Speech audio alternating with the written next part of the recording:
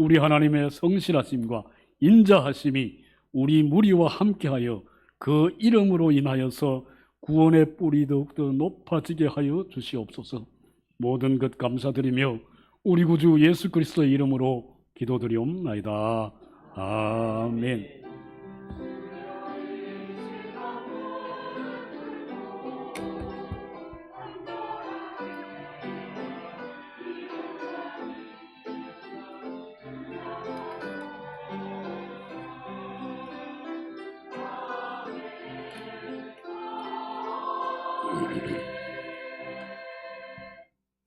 하나님 말씀 출애굽기 4장 10절에서 17절입니다.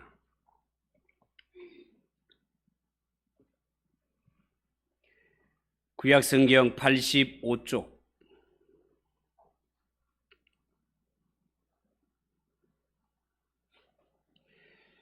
출애굽기 4장 10절에서 17절 말씀,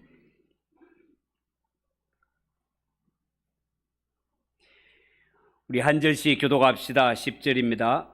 모세가 여호와께 아뢰되 오 주여, 나는 본래 말을 잘하지 못하는 자니이다. 주께서 주의 종에게 명령하신 후에도 역시 그러하니 나는 입이 뻣뻣하고 혀가 둔한 자니이다.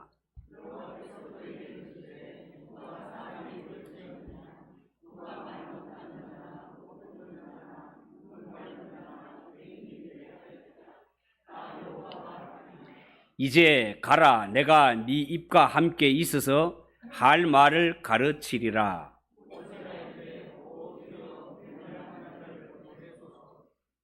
여호와께서 모세를 향하여 노하여 이르시되 레위 사람 네 형 아론이 있지 아니하냐? 그가 말 잘하는 것을 내가 아노라. 그가 너를 만나러 나오나니 그가 너를 볼 때에 그의 마음에 기쁨이 있을 것이라.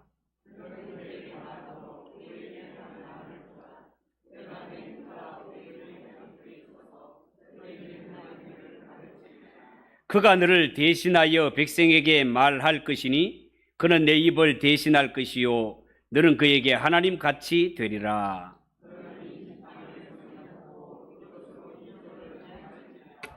아멘. 이 시간 하나님 찬양을 받으신 하나님께 영광의 박수를 올려드리겠습니다. 옆에 분들과 인사합시다. 잘 오셨습니다. 은혜 받읍시다.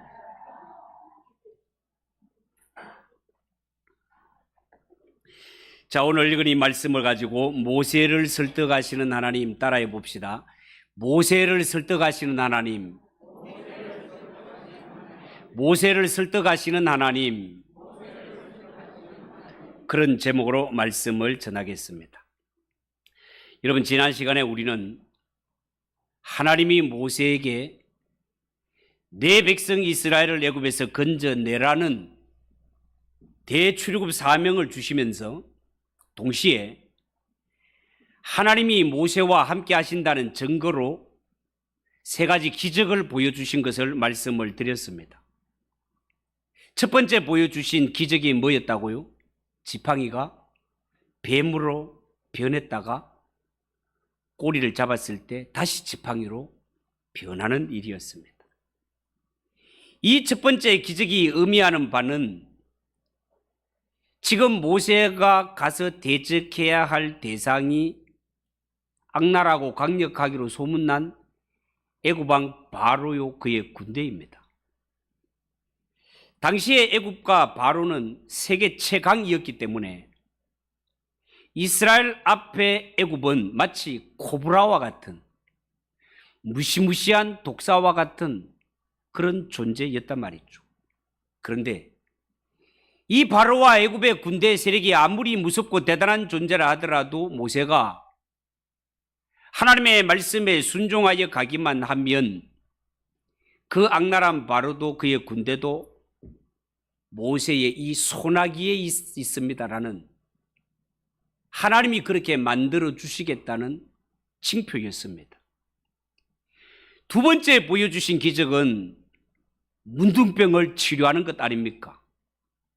당시에 이스라엘 백성들은 특히 질병 가운데 문둥병을 아주 무서워했습니다. 왜냐하면 이 문둥병은 당시에 하나님께 저주받은 병으로 이 병에 걸리면 살아날 자가 없었기 때문에 그렇습니다. 그런데 모세는 이 무시무시한 병을 고치는 사람으로 나타났고, 이스라엘 백성들이 모세를 볼 때 모세가 문둥병을 고치는 능력을 가진 것을 보면, 아하, 이 사람은 틀림없이 하나님이 보내신 사람이구나, 그렇게 느낄 수 있도록 하나님께서 그런 기적을 보여주셨습니다. 하나님이 모세에게 이러한 엄청난 기적을 보여주셨다면 이 기적을 본 모세는 이제는 확신을 갖고 가면 됩니다. 아하, 하나님이 나와 함께 하시는구나. 이 일을 이스라엘 백성들에게 가서 보이면 저들이 나를 볼 때 하나님이 보내신 자로 믿겠구나, 확신을 갖고 가면 되는 것입니다. 그런데 성경은 모세의 행동을 어떻게 기록하고 있습니까? 이런 기적을 경험한 후에도 모세는 여전히 어떻게 해요? 이런 핑계 저런 핑계를 대면서 출애굽 사명을 외면하는 것을 보게 됩니다. 오늘 성경에도 보면 모세가 핑계대는 모습이 나오는데요, 어떤 핑계를 댑니까? 10절입니다. 한번 보세요. 10절. 모세가 여호와께 아뢰되 오 주여, 나는 본래 말을 잘하지 못하는 자니이다. 주께서 주의 종에게 명령하신 후에도 역시 그러하니 나는 입이 뻣뻣하고 혀가 둔한 자입니다. 이런 핑계를 댔습니다. 여러분 아시다시피 모세는 너무 일찍 부모님의 품을 떠나서 바로의 왕궁에서 애굽 사람으로 자랐기 때문에 그동안 히브리인들과 접촉할 기회가 거의 없었습니다. 갓난아기 때 잠시 엄마 품에 안겨서 자란 것과 40세 되어 자기 동족들을 보려고 강제 노역장에 찾아가서 그 히브리 종들과 몇 마디 말해본 것이 전부였습니다. 그렇기 때문에 모세가 히브리 말을 잘 구사하지 못하고 입이 뻣뻣하고 혀가 둔하다라는 말이 한편으로는 이해가 되는 말이기도 합니다. 여러분 아시다시피 모세는 갓난아기 때 나일강에 버려지지 않았습니까? 본의 아니게 부모의 품을 떠나 40년 동안 애굽 왕궁에서 애굽 교육을 받았단 말이죠. 그러다가 한 사건의 연루가 되어서 미디안 광야로 피난 간 지 40년 동안을 아무도 찾아오는 사람 없는 그 미디안 광야에서 양떼만 몰고 40년 방황했기 때문에 모세 입장에서는 얼마든지 히브리 말 미숙할 수도 있었습니다. 그런데 이런 모세가 해야 할 일은 이스라엘 백성들에게 가서 그들을 설득해서 이 이스라엘 백성들로 하여금 하나님의 언약 백성 되게 하는 것이 모세가 해야 될 일이란 말이죠. 히브리 말도 잘하지 못하는 상태에서 어떻게 이 수많은 이스라엘 백성들을 하나님의 언약 백성의 자리까지 이끌고 갈 수 있겠냐 말이에요. 지금 눈앞에 보이는 이스라엘 백성들은요, 애굽에서 4대에 걸쳐 종살이했던 자들입니다. 430년 동안. 그렇다면 눈앞에 있는 이스라엘 백성들은 말이 이스라엘 백성들이지, 그들은 애굽에서 너무너무 오래 종살이했기 때문에 혈통만 이스라엘 사람이지 실제로 그들은 애굽 땅에서 태어난 자들이고 애굽 땅에서 자란 자들입니다. 뭐 애굽 사람이라고 해도 진배 없는 자들이란 말이에요. 그런데 이들을 애굽에서 이끌어내어 자신이 하나님을 만났던 그 거룩한 산, 이 시내 산에서 자기들 스스로 우리는 하나님을 섬기는 언약 백성으로 살아가겠습니다라고 하나님과 언약을 맺는 자리까지 끌고 가는 것이 이게 보통 일이 아니다, 그 말입니다. 저는 여기에서 오늘날 목회자가 안고 있는 한 가지 어려운 문제를 보았습니다. 그게 뭔가 하면 목회자들이 안고 있는 설교 문제입니다. 여러분, 목회자가 강단에서 서서 하나님의 말씀을 선포할 때 이 말씀은 단순히 말씀을 듣는 자들 듣기에 좋고 그냥 웃다가 돌아가는 만담이나 하는 그런 시간이 아닙니다.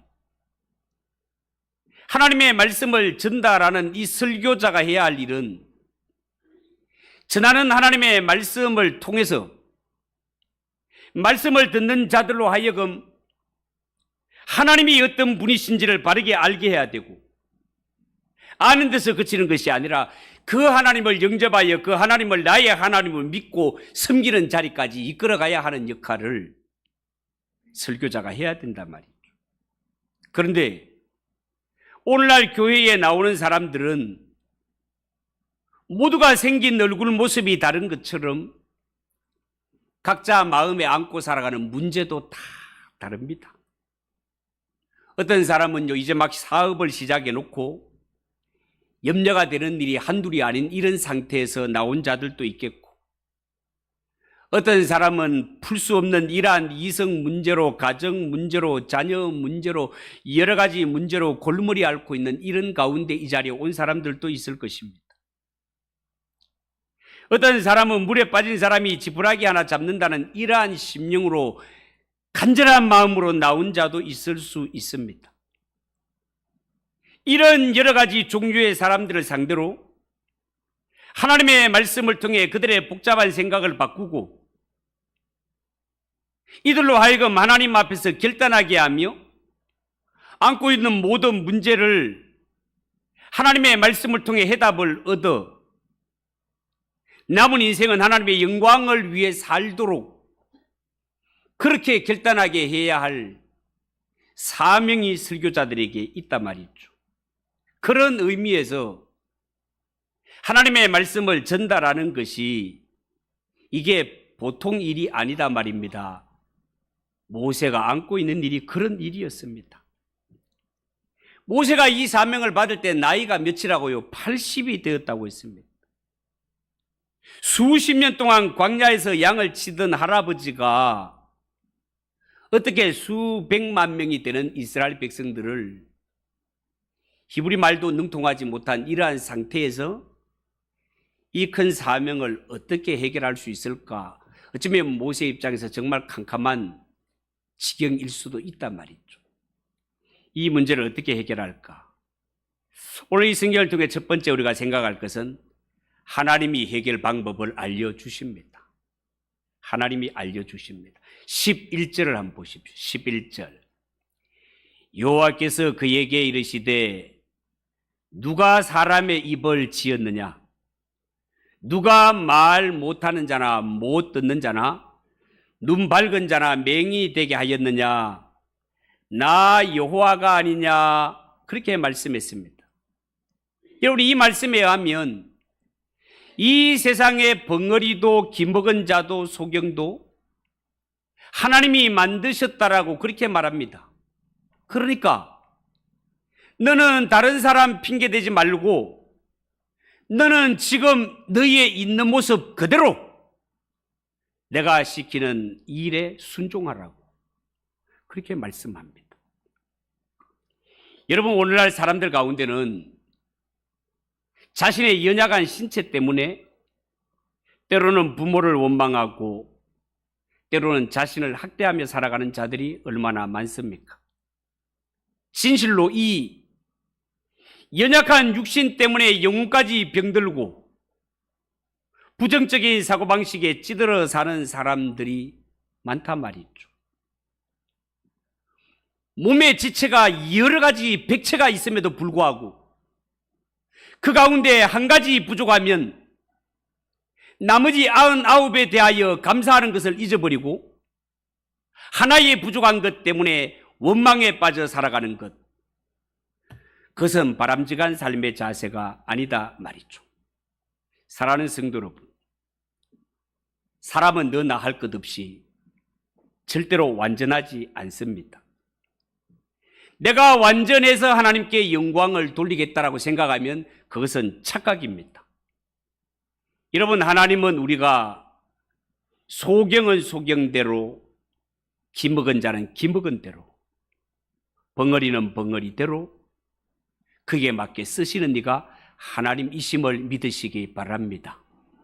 여러분, 시인 가운데는 송명희 시인이라고 있습니다. 너무 예쁘게 잘 나왔네요.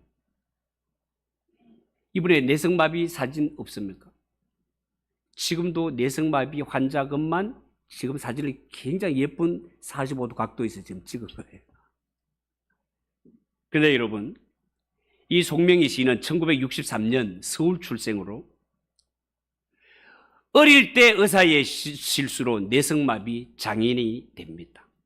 그렇지만 신앙으로 이 모든 장애를 딛고 1985년 첫 시집을 출판하여 2002년까지 28건의 저서를 집필하게 됩니다. 1995년 기독교 최우수 도서 저작상과 1992년 한국복음성가 작사 대상을 수상하게 됩니다. 이분의 곡 가운데 대표적인 곡이 나 가진 재물 없어나가 있습니다. 그 가사를 한번 띄워졌으니까 한번 읽어볼게요. 나 가진 재물 없으나, 나 남이 가진 지식 없으나, 나 남에게 있는 건강이 있지 않으나, 나 남이 없는 것 있으니, 나 가진 재물 없으나, 나 가진 지식 없으나, 나 남에게 있는 건강이 있지 않으나, 나 남이 없는 것 있으니, 나 남이 못 본 것을 보았고, 나 남이 듣지 못한 음성 들었고, 나 남이 받지 못한 사랑 받았고, 나 남이 모르는 것 깨달았네. 공평하신 하나님이 나 남이 가진 것 나 없지만, 공평하신 하나님이 나 남이 없는 것 갖게 하셨네. 주옥 같은 시를 남기게 됩니다. 이 송명희 시인은 불편한 몸에도 불구하고 우리 기독신문에 11년 동안 칼럼을 연재했고, 미국을 위시한 전 세계의 각종 집회에 초청을 받아 강의를 하게 되는 빛나는 모습을 남기게 됩니다. 건강으로 치면 말 한마디 하기가 힘들고 글자 한 자를 쓰기 힘들었던 이 송명희 시인이 이런 모습을 가지고 그대로 하나님께 쓰임받는 빛나는 모습을 볼 때 우리 역시 신체에 한 가지 부족한 점이 있어 거기에 원망에 빠져 사는 것이 아니라 있는 모습 그대로 열심을 다해 하나님 손에 붙들려 쓰임받는 것이 복된 삶임을 믿으시기 바랍니다. 성도 여러분, 평상시에 남들과 비교하기를 좋아하는 사람은 절대로 자신의 바른 모습을 볼 수 없습니다. 비교하려면 사람과 비교하지 말고 예수님과 나를 비교하고 하나님 앞에 자꾸만 자신을 세우시기 바랍니다. 전능하신 하나님 앞에서는요, 건강한 자나 기먹은 자나 소경이나 별 차이가 없습니다. 왜냐하면 누구든지 하나님의 손에 붙들린 자가 위대한 삶을 살 수 있기 때문에 그렇습니다. 그러므로 우리는요, 잘났든지 못났든지 넘치든지 부족하든지 나를 지금의 이 모습으로 만드신 분이 하나님이라는 사실을 아시기 바랍니다. 오늘 성경에 나 여호와가 아니냐 이 말은 이제부터 하나님이 너를 책임지겠다는 말입니다. 내가 너를 택한 이상 너의 약한 부분으로 인하여 일어나는 모든 일의 책임은 내가 질 테니 너는 염려하지 말고 핑계도 대지 말고 말씀에 순종하여 가라는 것입니다. 그런데 모세 보세요. 모세는 하나님의 말씀을 잘 듣는다 안 듣는다? 잘 안 들어요. 이렇게 하나님께서 말씀하시고만 모세 하는 말 보세요. 여호와여, 차라리 보낼 만한 자를 보내세요. 나는 안 갑니다. 이 지경이 되자 성경에 보면 하나님이 노를 바라셨다고 말합니다. 14절 보세요. 여호와께서 모세를 향하여 노하여 이르시되 레위 사람 네 형 아론이 있지 아니하냐? 그가 말 잘하는 것을 내가 아노라. 그가 너를 만나러 나오나니 그가 너를 볼 때에 그의 마음에 기쁨이 있을 것이라. 이렇게 말씀하셨습니다. 여러분, 하나님은요, 모세의 친형인 아론을 대언자로 세우시고 모세와 아론의 입에 하나님이 함께 하심으로 하나님이 이스라엘 백성들에게 전달하고자 하는 하나님의 그 말씀, 이스라엘 백성들에게 잘 전달되도록 하나님이 친히 간섭하시겠다고 말씀하셨습니다. 모세는 하나님처럼 되고 아론은 그의 선지자가 되어서 이스라엘 백성들에게 하나님의 말씀을 대언하게 할 것이니 이 모든 가정에 너만 보내는 것이 아니라 하나님이 함께 하시니 이 길을 순종하고 가라고 하십니다. 여러분, 오늘날 이 강단에서 하나님의 말씀을 외치는 설교자도 결국 따지고 보면 하나님의 말씀을 전달하는 전달자가 아닙니까? 그래서 하나님의 말씀을 전달하는 자에게 꼭 필요한 것이 있고 가장 중요한 것이 있다면 그것은 하나님의 영이 함께 하시는 것입니다. 그래서 하나님의 말씀이 전달되는 이 시간이야말로 하나님의 말씀을 전하는 자도 말씀을 받아들이는 자도 오직 이 시간에는 하나님의 말씀만이 잘 선포되고 바르게 전달되어지도록 말씀에 집중하는 것이 너무너무 소중하다 하겠습니다. 그래서 말씀을 전하는 자들의 중심에는 확신이 있어야 됩니다. 확신을 주시는 분은 성령님이십니다. 여러분, 성령님이 우리 안에 확신을 심어주지 않으면 그 설교는 그야말로 울리는 꽹과리가 되고 말 것입니다. 말씀을 듣는 자들은요, 이 하나님의 말씀을 하나님의 음성으로 듣고 깨닫기 위해 영적으로 깨어 있어야 됩니다. 여러분, 우리가 세상에 살아갈 때 예를 들어서 돈을 거래하는 순간에는 어떻게 합니까? 혹시라도 내가 돈 한 푼 손해보지 않을까 싶어서 눈이 말똥말똥 해가지고 불을 켜고 그렇게 해서 주의하지 않겠습니까? 그런데 하나님의 말씀을 들을 때, 우리가 하나님의 말씀을 들을 때 소홀하게 듣거나 졸거나 그거는 절대로 안 되는 일이다 말이에요. 여러분, 성도가 사슴이 시냇물을 찾기에 갈급하듯이 하나님의 말씀을 갈급해야 한다는 것은 너무너무 귀한 일입니다. 말씀의 소중함을 알고 다른 어떤 일보다가도 말씀 듣기를 위하여 주의를 기울이고 이 말씀의 존귀함을 깨달아서 다른 어떤 가도 타협하지 아니하고 이 말씀에 우선을 두는 자, 그는 진정 복 있는 사람이라 하겠습니다. 하나님은 그 사모하는 심령 위에 반드시 충만한 은혜를 내려주십니다. 그러나 하나님의 말씀과는 상관없이 세상 일로 배부른 사람은 하나님의 말씀에 주의를 집중하지 않습니다. 말씀을 들어도 자기 관심 있는 한마디 두마디 말씀을 들을 뿐 말씀이 귀에 들어오지 않습니다. 하나님의 말씀을 들으려고 하면 온갖 세상 잡생각이 떠오르고 이 말씀에 대하여 판단하는 입장에서 들으려고 한다면 그 심령의 말씀은 아멘이 되지 못합니다. 스쳐가는 바람이 되고 만다 말이죠. 사랑하는 성도 여러분, 예수 믿는 성도가 하나님의 말씀에 눈이 멀고 귀가 먹는 것이 얼마나 불행한 일인지 아십니까? 사도 바울은 고린도후서 4장 3절 4절에 이렇게 말씀합니다. 만일 우리의 복음이 가리웠으면 망하는 자들에게 가리운 것이라. 그 중에 이 세상 신이 믿지 아니하는 자들의 마음을 혼미케 하여 그리스도의 영광의 복음의 광채가 비치지 못하게 함이니 그리스도는 하나님의 형상이니라. 그렇게 말했습니다. 이런 만약에 우리가 하나님의 말씀을 들음에 있어서 우리에게 복음이 가리움을 당한다면 그것은 그 사람이 영적 어둠에 빠져 있기 때문이라는 것입니다. 이 세상의 신, 소위 말해서 마귀와 사탄은 할 수 있으면 불신자들의 마음을 혼미케 해서 그들의 귀에 복음이 들리지 못하도록, 하나님께 나아가 예배하지 못하고 구원 얻지 못하도록 그 옛날 애굽의 바로가 이스라엘 백성들을 쉽게 놓아주지 않고 끝까지 방해하고 붙들고 늘어지는 것처럼 이 세상의 신들은 구원받으러 가는 자들을 쉽게 놓아주지 않습니다. 마귀가 하는 일이단 말이죠. 그렇기 때문에 우리는 언제나 하나님의 말씀으로 조명을 받아 우리 앞에는 이렇게 악하고 어두운 영들이 얼씬하지 못하도록 오직 복음의 빛, 진리의 빛이 가득하도록 깨어 기도해야 할 자가 예수 믿는 성도임을 믿으시기 바랍니다.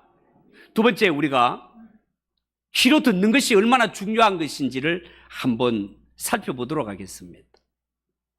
여러분, 현대인들은 어떤 시대 보다가도 하나님의 말씀을 경홀히 여기며 살아가는 것 같습니다. 그 이유는 다양하겠죠. 각자 이유가 있겠지만 그 중에도 언어의 중요성이 상실되었다는 것이 큰 요인이 되는 것 같습니다. 여러분, 오늘날처럼 말이 많을 때가 언제 있었습니까? 그렇지만 말은 많지만 언어의 가치는 점점 상실되고 있는 것 같습니다. 그래서 사람이 사람의 말을 잘 믿지 못합니다. 자꾸만 뭔가를 보려고 합니다.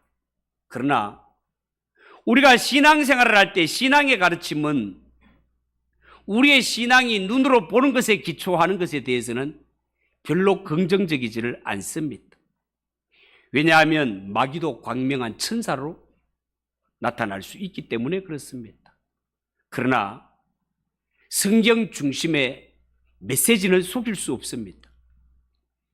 말씀을 듣는 자들이 정신을 차리고 말씀을 들으면 악한 영들이 전하는 메시지는 다 거짓되고 추하고 탐욕스러운 것입니다. 타락한 인간의 마음이 추하고 탐욕스럽기 때문에 마귀의 게임에 쉽게 빠져가는 것이지, 정신을 차리고 하나님의 말씀에 집중하면 이 메시지가 거짓을 전할 수 없단 말이죠. 로마서 10장 17절에 보면 그러므로 믿음은 들음에서 나며 들음은 그리스도의 말씀으로 말미암는다고 그렇게 말했습니다. 다시 말해서 성도는 하나님의 말씀을 들을 때 나의 인격도 생각도 가치 세계도 바뀌어서 그 자리에 믿음이 생기게 된다는 것입니다. 여러분, 우리가 신앙생활을 할 때 하나님 말씀 중심이 아니라 체험을 통해서 믿으려고 하는 자들은 조심해야 됩니다. 왜냐하면 이런 사람들은 성경 중심이 아니라 자기 중심의 신앙생활로 이탈할 수 있기 때문에 그렇습니다. 이런 사람들은 이 세상에 이 마귀가 악한 영들이, 이단들이 삼키기 위해 도사리고 있다는 것을 명심해야 됩니다. 마지막으로 모든 것은 하나님의 은혜로, 하나님의 열심으로 이루어지게 된다는 것입니다. 여러분, 오늘 이 성경에 나타난 모세는 하나님으로부터 위대한 출애굽 사명을 받았지만 이런 핑계 저런 핑계를 대면서 가지 않으려고 온갖 변명을 대는 모세의 모습입니다. 그렇지만 하나님은 이렇게 핑계를 대고 빼는 모세를 향해 참으시고 설득하시고 또 참으시고 또 설득하시는 하나님을 봅니다. 저는요, 모세가 소명을 받고 빼는 이 모습을 볼 때마다 우리 시대에 우리가 신체 검사할 때, 군대 가기 위해서 신체 검사할 때 그게 꼭 현역으로 안 가고 방위로 빠지려고 몸부림치는 청년들이 있어요. 그 중에 저도 그랬습니다. 신체 검사한 데 가서 현역으로 안 잡혀가려고 몸을 괜히 막 벅벅 끓여가지고 성한 몸도 끓으면 여기에 두들같이 벌겋게 일어나요. 그래가지고 막 피부병이 있다고. 혈압 재는 데 가서 막 숨 안 쉬고 막 참고 혈압 재는 데 가서 숨을 탁 놓으면 막 가슴이 벌떡벌떡 뛰가 마치 막 혈압이 높은 것처럼.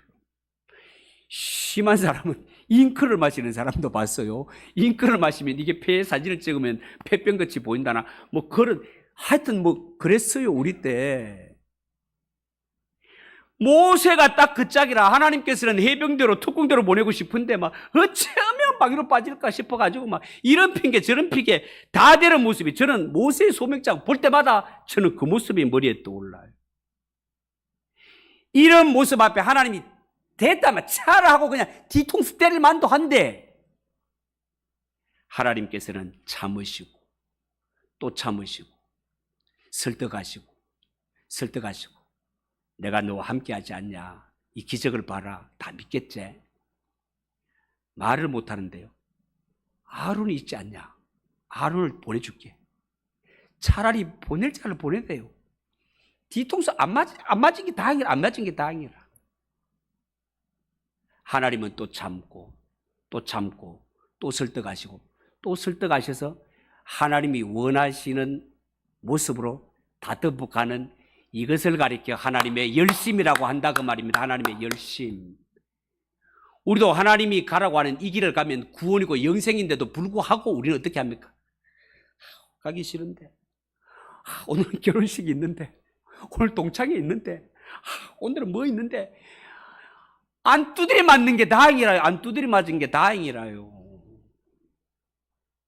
이런 우리를 향해 또 참으시고 또 참으시고 손잡아 주시고 또 이끌어 주시고 또 처져서 저만큼 처지면 또 잡으시고 또 이끌어 오시고 하나님의 열심이 우리를 붙들고 있기 때문에 오늘 이 자리에 우리가 있는 줄 믿으시기 바랍니다. 그걸 하나님의 사랑, 하나님의 긍휼이라고 하는 거예요. 여러분, 모세가 출애굽을 성공리에 하는 위대한 인물이긴 하지만 처음부터 영웅이 아니었습니다. 이렇게 위대한 영웅이 되기까지 그 뒤에는 하나님의 오래 참으심, 변함없이 그를 붙잡으시고 다듬으시는 위대한 손길, 그 하나님의 손길이 있었음을 믿으시기 바랍니다. 그 모세를 모세로 다듬으셨던 손길이 이제 누굴 잡았다? 우리를 잡았답니다. 우리를. 그러니까 이 하나님의 손에 붙들린 자는 뭐 좀 고생은 하더라도 하나님이 절대로 놓지 않습니다. 반죽여서라도 하나님이 원하시는 쪽으로 끌고 가시는 분이 하나님이시기에 그 하나님의 사랑과 은혜와 하나님이 열심히 우리를 구원하실 줄 믿습니다. 여러분, 이렇게 하나님 앞에 핑계대고 이렇게 뺀질뺀질했던 이 모세가 어떻게 변화되는지 아십니까? 세월이 흘러 모세가 죽음을 앞두고 이스라엘 백성들 앞에 설교할 때 신명기 성경에 보면 이런 설교를 합니다. 신명기 6장 4절 9절 띄워주세요. 한번 보세요. 이스라엘아 들으라. 우리 하나님 여호와는 오직 하나인 여호와이시니 너는 마음을 다하고 성품을 다하고 힘을 다하여 네 하나님 여호와를 사랑하라. 오늘날 내가 네게 명하는 이 말씀을 너는 마음에 새기고 네 자녀에게 부지런히 가르치며 집에 있을 때든지 길에 행할 때든지 누웠을 때든지 일어날 때든지 이 말씀을 강론할 것이며 너는 그것을 네 손목에 매어 기호로 삼으며 네 미간에 붙여 표를 삼고 네 집 문설조와 바깥문에 기록할지니라. 그렇게 뺀질뺀질했던 모세가 남기는 설교의 말씀이죠. 여러분, 이게 무슨 말입니까? 모세가 처음에는 하나님의 일을 하지 않기 위해 이리 빼고 저리 빼고 이 핑계 저 핑계를 다 대었는데 결국 하나님의 손에 붙들려 하나님의 일에 쓰임받고 보니 내 인생 노년이 되어 돌아보았을 때 하나님보다 더 좋은 분이 없고 하나님께 붙들려 쓰임받는 것보다 더 좋은 일이 없더라. 하나님이 나와 함께 하실 때가 가장 복되고 하나님이 날 다듬으실 때가 가장 행복하더라. 그러니 하나님의 손에 붙들리는 거 핑계대고 요리조리 빠져다니지 말고 하나님이 말씀하시고 말씀하실 때 순종하는 것이 가장 복되다는 것을 명심하고 또 명심해서 우리 모두가 하나님의 손에 붙들려 하나님의 거룩한 일에 쓰임받는 성도들 되시기를 주님의 이름으로 축복합니다. 기도하겠습니다. 하나님 아버지, 은혜를 감사합니다. 하나님, 우리는 어쩌면 모세와 같이 이런 핑계 저런 핑계 대면서 하나님 앞에 서지 않기 위해 몸부림쳤던 자일지도 모릅니다. 이러한 우리를 향하여 참아주시고 설득하시고 또 설득하시고 다 이르시고 때로는 매로 때리시면서까지 하나님이 우리를 열심히 사랑하시고 붙으신 결과 오늘 주님 앞에 있음을 고백합니다. 인생은 하나님의 손에 붙들려 다듬어질 때가 가장 복되다는 사실을 알고 우리는 하나님 앞에 내 연약함을 핑계대는 것이 아니라 전능하신 하나님의 손에 붙들려 하나님 쓰시기에 합당한 자로 다듬어지고 거듭나는 성도들이 되게 하옵소서. 예수님의 이름으로 기도하옵나이다. 아멘. 310장 찬송하겠습니다.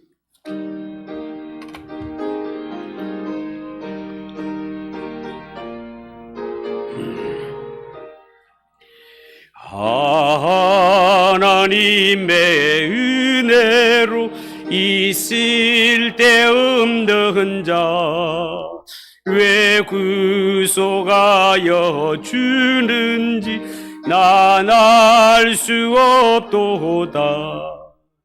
내가 믿고 또 의지함은 내 모든 형편하시는 주님, 널 보호해 주실 것을 나는 확실히 안